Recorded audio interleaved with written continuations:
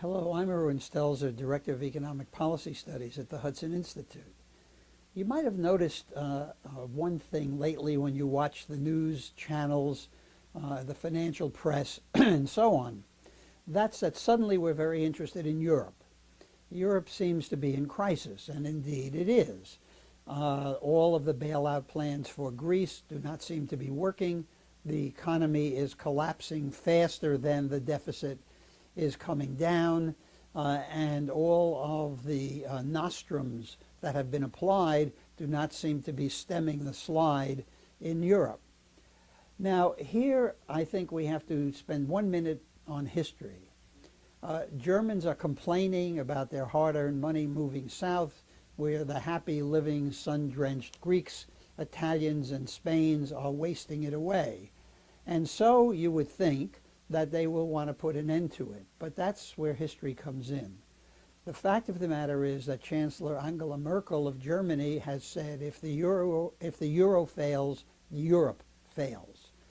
The whole thrust of German foreign policy since World War II has been to remain part of a much larger Europe, lest a resurgent Germany again seem to threaten its neighbors. So in the end, they will grumble and they will pay. I recently had occasion to interview some people in Finland who are also increasingly Eurosceptic.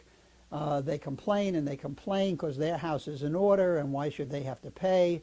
And then they say, but, you know, it's important to us to be part of a broader Europe because after all we have Russia as a neighbor and history suggests that Russia will swallow us up if we're not part of some bigger entity including NATO.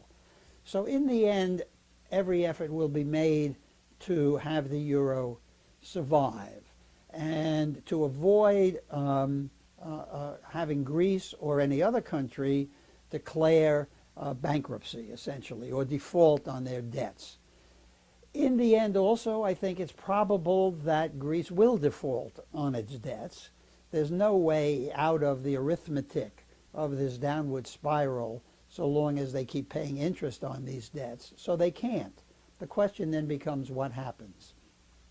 It seems most logical that the pressure of default will hit Europe's banks. That's why bank shares are selling off all over Europe. They will hit the French banks, the German banks, which are undercapitalized, and you will see either state ownership of banks or bank bailouts with increasing government-backed capital injected into the banks. The fact is the European banks have not done what the American banks have done, which is to shore up their capital base. Will this affect America? Not necessarily. We are not terribly exposed to European banks. Our money funds have pulled out of financing short-term needs of European banks, but I do think that the turmoil in foreign markets, the fear that this is another Lehman Brothers, will have a depressing effect on an already unhappy, nervous, depressed America. Thanks for your attention.